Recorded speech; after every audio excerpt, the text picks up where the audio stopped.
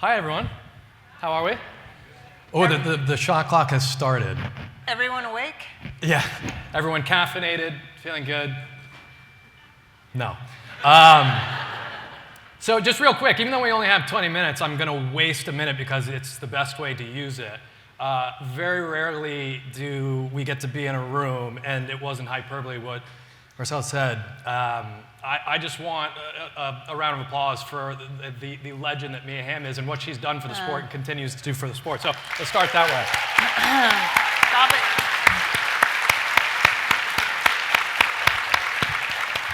She hates me now. Absolutely hates me. me. I'll pay for your parking. I'll pay for your parking.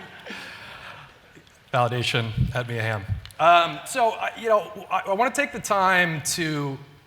We had a really amazing conversation, and this was in Houston when I think you remember Stu Holden got us all together behind a cause. And I was kind of thinking of like the spirit of I run into you every time we're lucky enough to be a part of something bigger than us and use whatever pulpit or platform we have, but most importantly our experience in sports to just try to inspire and try to bring people together. I didn't ask you that night. But I'm curious, and I bet everyone else in the room is. Where does sports start for you? Like, where do you remember, and not necessarily like falling in love with soccer or the time that you realized you were going to be a legend? Where does your relationship with sports start? When I think of sport, I think of my family. I was the fourth of 6 kids. So I remember jumping in, we had a Volkswagen camper van, like bright orange, with cool plaid curtains. Probably wasn't. And we would go to the soccer field or whatever was happening, during the weekends or during the week. And my job, because I wasn't old enough to participate yet, was just to help my brother or sister's teams, like gather all the soccer balls. I was the official ball shagger. Baseball, whatever was happening, basketball, I was the rebounder for my brother. So sports was always a connection. And I just remember the anticipation of like, I can't wait to join a team. I just, I need this. I need sports in my life. And so from a very young age, it was a big part of our weekends and kind of what we did, the Hamm family jumping in the van. By the way, Mia Hamm ball shagger I think that's my favorite understatement of the century. We all have to start somewhere. Yeah. By the way, she was the only ball shagger that could rip the ball back to you exactly where you wanted it, right into your hands. That night when we were sitting having dinner, and it's funny, like the sports world, we feel like we all know each other, but we don't know anything about each other. It's kind of this very transient, it's almost like Jeep owners that like wave to each other when they pass each other on the road. It's like, we're like, yeah, I know, you know what it's like. That night you told me about your family, and that was something that I didn't, and you just mentioned them there. What an incredible and inspirational story your parents were. How did they help to facilitate a sports career, not necessarily for you, but the enjoyment and the participation for a big family that was a unique family with different interests and needs? And that I left that night being just so inspired and loved the opportunity and the challenge as a parent to make sure that sport was accessible for my kids. Yeah, I just remember, so my father was a pilot in the Air Force. My mom danced growing up, and all of us had to go and try ballet, which we all failed miserably. Like, I was the least flexible in my family, still am. So I was out right away.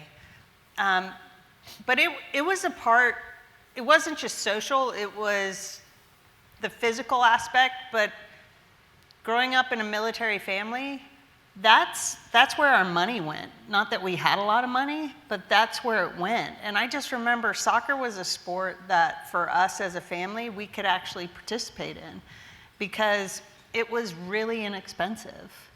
I didn't have fancy cleats. I don't even think I had shin guards. The uniforms were some cotton t-shirt that you wore or polyester. But probably your favorite uniform ever. Yeah, and it was black in the middle of Texas summer, so it was not Bad my call. favorite. But it was just something that I think we felt we belonged. And so I think it was really important for them to have us have a sense of that, especially since every 2 to 3 years we would pick up and move. So it was a really kind of touchstone grounding experience for us as a family to have sport in our lives. And for me personally, it was a connection with my brother. My older brother was adopted. I was around 4.5, closer to 5, and he was almost 8. And my younger brother was 2 months, so we always say, you really don't count. You didn't know any better than us. But no, it was a great way for us to really connect and formulate a relationship. I'm just curious, and I think this is the perfect time to, in a room full of people that are involved in trying to make sport more equitable and doing what they can to learn at this very delicate inflection point in our country where the need for the gift of sport, what it does for individuals, for communities, is probably the greatest we've seen it in a long time, but the access to it is an issue that is becoming a health crisis based on how difficult it is for kids to engage to begin with, but stay involved in sport. You mentioned something to me, and to just give you an idea of who Mia Hamm, the person, is. I ran for U.S. soccer president. Through initially, ostensibly, I was worried about the governance of the game and what it was doing for the pyramid, and wanted to help, flip that and design an infrastructure that helped not only have the men be anywhere near as good as the women, but make sure no one got dropped out of this pyramid. But you said something to me that I still can hear it, and it in a room full of people quieted the whole room down. And Mia, during the election, didn't endorse me, but didn't endorse anyone because she served soccer. And she said, I'll show up if you need me. If you need help to try to solve any problems, I'm there. And she does that in so many different ways. And in an incredible conference that we had to try to come up with a plan and a strategy for soccer in the country that included World Cup legends and administrators at the youth level, you said something and it was crickets afterwards. It was like pins and needles. You said, Kyle, and you were on the phone, and I remember the look on everyone's face. There's a health crisis going on, and we need to understand that we can design things, we can try to fix the pyramid, we can talk about academy and all this other stuff. But you said, I think the real epidemic is kids aren't having fun anymore. No. Talk about that, like why you feel that and why that's just giving you so much drive to try and do what you can with your iconic status to try and prove that. I think parents feel pressure, both personally and financially, to have their kids be successful. That there's this sense of am I getting a return in the investment, which is crazy to me. My son played his first AYSO game this past weekend, and he is not very good. And we are totally okay with it. My husband and I sat there and we laughed the entire game.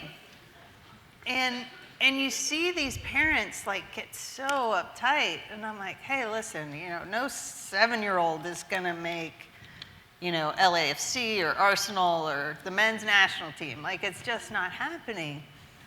And I remember sports for me, I was incredibly competitive, but there was a joy about being out there. The joy of going to practice, of seeing your friends, of trying new skills, of seeing how many juggles you can get. And we've taken so much of the play out of sports that it's even from a young age, kids are training, which is crazy to me. Yeah. And we talk about our national team programs as players not being creative on the ball.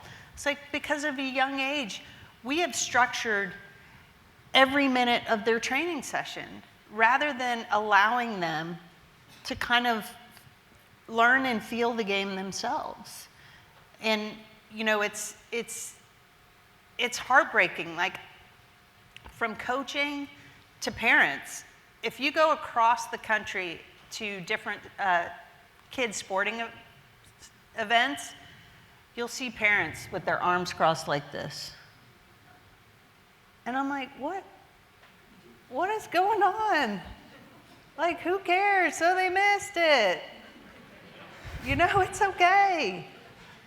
And my husband and I talk about this. He does a lot of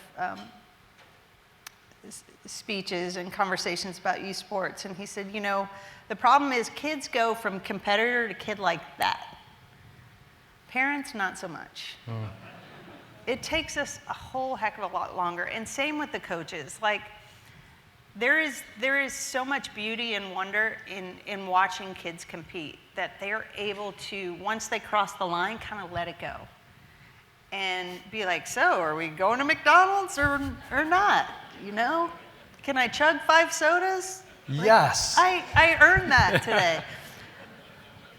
And we as parents are the ones that I think at times kind of take the fun out of it. And I know where it comes from. As a parent, you just want your kids to be successful, but you need to understand their idea of success and yours is totally different, especially at a young age. That we create an environment where kids step off the field or the court or out of the pool, and you're sitting there going, that was fun. Unless, of course, they punch someone or, you know, something like that. Did the ref see it? Go to VAR. But I think it's so important, and letting those kids kind of, you know, we tend to not give them the benefit of the doubt. They really are in tune and connected to what makes them happy. And for me, soccer and sports in general just made me feel as if I belonged to whatever group I was participating with. And it gave me a sense of identity, but I didn't tie it to wins and losses. I tied it to participation and showing up. And you know, now to this day, the greatest gift, people talk about my resume. That's wonderful, and I'm incredibly proud of what I've been able to be a part of.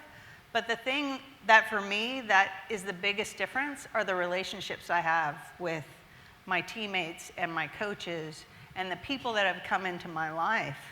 That will be with me forever. And that's my motivation, to have my kids be a part of sport for as long as they do, because of the lessons, but the people that they're able to connect with. And yeah, you just said so many things there that. Sorry about that. I tend to. No, it's wonderful, because I think I see a lot of nodding heads. It resonates with so many people in this room, and for me, it's kind of. First off, you know, I just see sports equity, and the idea of that. It's funny. Like I think of play, and equitable play. It's almost like play. Those are synonyms. Like play is supposed to be inclusive. It's supposed to be about a community of kids from different backgrounds, with different interests, with different opinions, with different language, finding commonality, finding connection through the manifestation of imagination and passion. And it's those last two things, passion and imagination, and you use the word creativity. We don't always mean that. Listen, you can't be creative on the field if you don't have passion in what you're doing. And I worry so much, and we talked a lot in the room, and it was kind of amazing. In this room full of mostly elite athletes, when we tried to come up with a progress plan, you know, none of them really were tethered to this idea of development way up the pyramid. They understood that, you know, it's about feeling like you belong. And you know, Mia has been inspirational.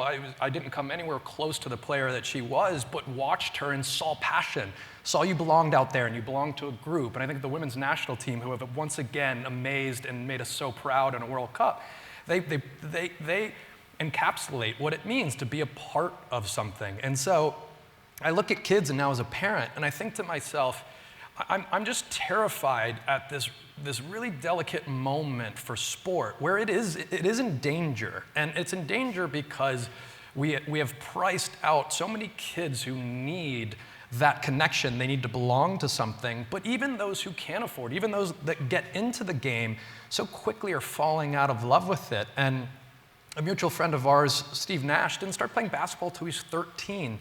50% of kids, and the stats are going even higher, are dropping out of sport before 10. This professionalization of the game, when you're a kid and you don't feel you belong to anything, and you're trying to find your own voice, and you're trying to find people that will make you feel that you belong to something, if you're being told constantly you're not good enough, if you're constantly separated from your friends or pushed towards a sport that's not even the one that you want to be playing, it's those things that, and for me, one of the reasons I started Over Under, and we talked about it during the election, we were like, there's simple things we can be doing to just open up play again. And this idea of accessing sport in a channel where you get to determine what you play on the day and who you play with and how long you play. And if there's interest, we'll solve the programming, subsidizing, making sure that you're never priced out of playing thing after. But we have to get back to introducing sports to kids where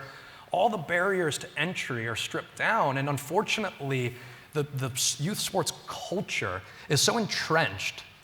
And parents will do anything for their kids, so they've been marketed to that your kid needs to be elite and they need to specialize at a young age, and no one's listening to the kids anymore that if you ask them would say, I don't want to do this anymore, and they tell you why. And I just feel like that's one of the things we kind of sat in that room and realized we were trying to solve at the end of the day is forget, who should be the coach, who should be the GM, how many teams should be in an academy. It's really about how do we get kids to fall in love with a community and a social vehicle that they feel they belong to and are never pushed out of for any socioeconomic golden ticket situation, or just because no one sees that they want to belong to something else.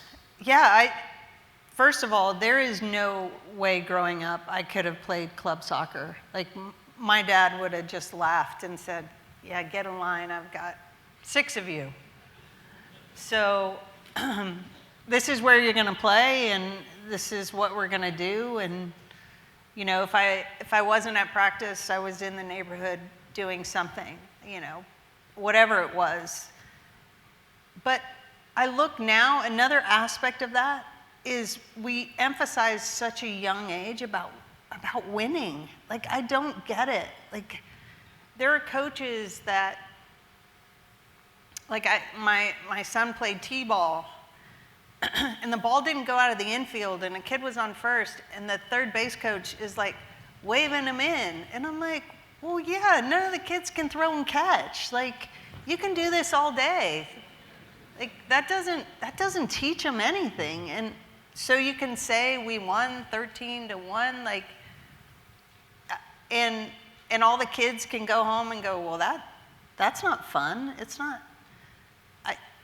For me, it's going back to we're putting our motivations and our needs ahead of what is really important for these kids.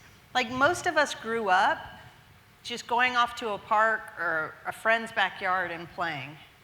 And you kept score and it was fun and you'd make up games. Like, that doesn't happen anymore.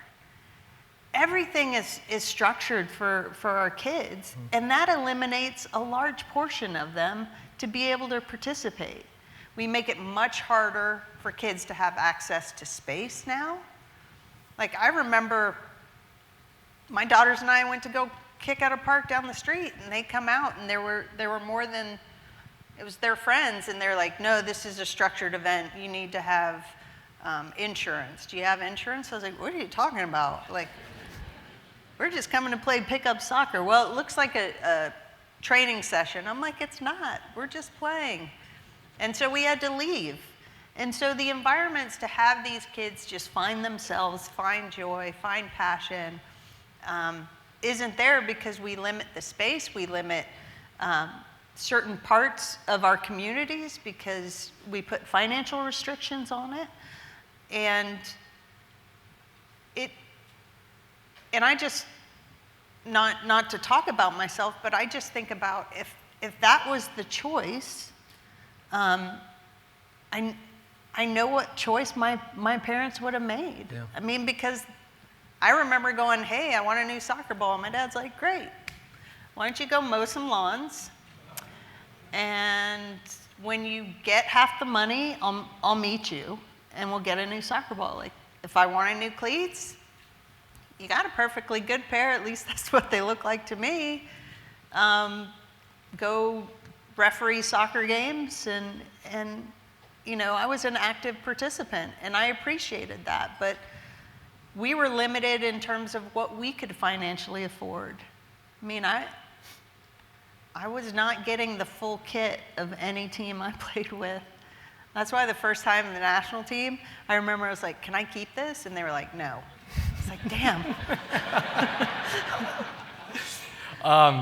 So we've run out of time, and I'm going to say real quick, and I'd love for you to close as well with kind of a call to action. I mean, this is all great, and it's wonderful to bring people together, and thank you so much to Renata and LA84 and all the people making sure that the path to success is about collaboration and partnership and getting in rooms and talking about innovative ideas, talking about solutions and identifying problems, but we have to follow through. We have to, when we leave this room, do something. And you know, over-under initiative is where I'm putting a lot of my time into now for all the reasons Mia was just saying. I grew up playing the game in a recreational sense and became the player I became by paying $2 to play indoor with Hispanic and Caribbean adults who taught me everything about being on a team and being creative and loving the game. That was the most competitive I've ever been in my life, and I never knew what the score was.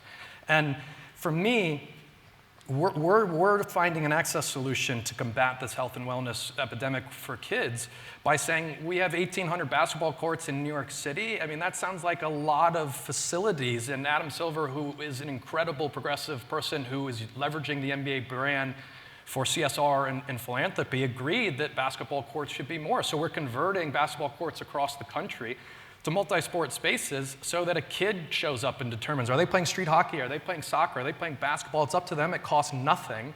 And they can find love and find themselves. And if they want to stay involved, now's the call to action for the programs that come along to make sure, and there are plenty out there, that would produce a Mia Hamm or produce a Clint Dempsey who had a similar backstory. But if they don't fall in love to begin with, you know, we've got no problem to solve down the road. So overunderinitiative.com, you can check that out. And for Mia, you know, you inspired me so much, and thanks for continuing to carry the torch and helping everyone understand what's my go away. What do I leave here and say, this is what I'm going to do today to make sure that I do my part to make sports a more equitable place for these kids? Well, I think, so I'm married to Nomar Garcia-Parra. He was a shortstop for the Red Sox, Cubs, Dodgers, A's, and we get asked all the time, so what sport do your kids play? And our response is, first of all, whatever they want, but to be honest with you, our motivation to have them participate in sports is not to be the next me or Nomar or men's or women's national team player. It's to be good citizens. It's to be conscientious human beings from the lessons that they learn and are able to process through sport. And in the end, that's our role as parents. I'm not, yeah. And so with that is if through this, being able to reach communities that are underserved, or if some child gets an opportunity to participate and they become LeBron James or Sloane Stephens, fantastic. But what's more important is if they are involved in their community and believe that their voice matters because of what they learned through sport. That's why we're here. That's why we do this. That's why all these kids are important. And the lessons, I mean, without sport, there is no way I'd be sitting up here right now. I'd be curled up in a ball going, I don't want to go on stage. There, you know, numbers are flashing, people are waving, saying get off. But it's through sport that I learned to have confidence, to step forward, to be proud of who I am and what my story is. And the opportunity to participate and learn and grow and make mistakes, as we talk about all the time, is a vital aspect of that. And so for my kids and for their friends and members of our community, that's what I'm hoping. And then LAFC too, and as a former Galaxy player, this is going to be painful to say, but you have to go see it. It's pretty amazing what they've built down there, but there's also a community project there too. And I think Alina's here tonight, Yes. and John Thorington. You know, find out how you can help the things that they're doing in the community, because they're trying to improve access and truly use the incredible brand that they've built in this town, as is the LA Galaxy, as are the LA Clippers, as are the LA Lakers. So, you know, there's ways locally too, if you're LA, just Yes. call these people, and LA84, they have all their numbers, and figure out how you can volunteer, how you can help, and it can't be a privilege to be involved in sport. I know at LAFC we talk about being a force for good and being deeply rooted in our community, because that's what our club is about. You're a ledge. Oh, thanks. Thank you, Mia. Thank you, everyone, for the time. Thank you.